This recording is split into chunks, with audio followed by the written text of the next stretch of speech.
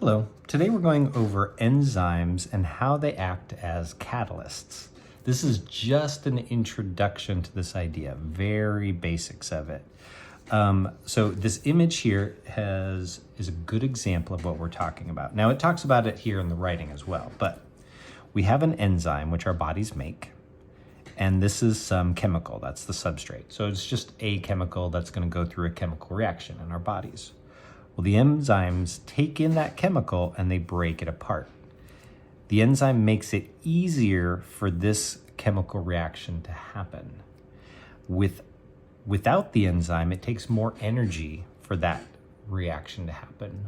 With the enzyme, it takes much less energy, and it can be done oftentimes more quickly.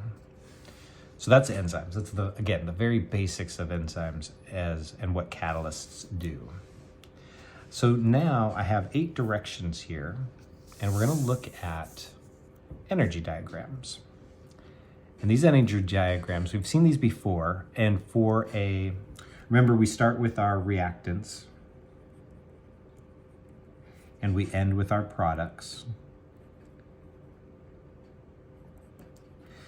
Now this hill is how much energy is required for the reaction to take place. So from 100 to 400, that's the energy of activation. If you don't get that much energy, the reaction does not take place. It has to get up and over that hill.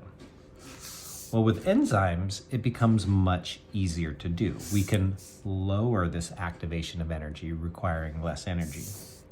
So if we look at one, it says reduce the activation energy from 400 kilojoules to 300 kilojoules. So the enzyme allowed us, instead of going up here, it allows us to go here. So all I would need to do now is redraw this curve.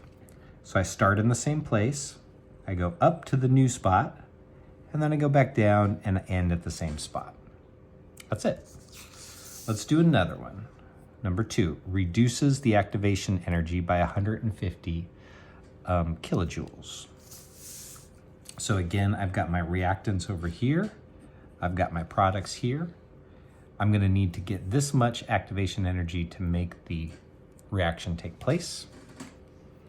And here we said we're going to reduce it by 150 kilojoules. So it was up here at 400. If I go down 150, that goes down to 250 right here. That's a difference of 150. So I draw my new line in like this, and then like that.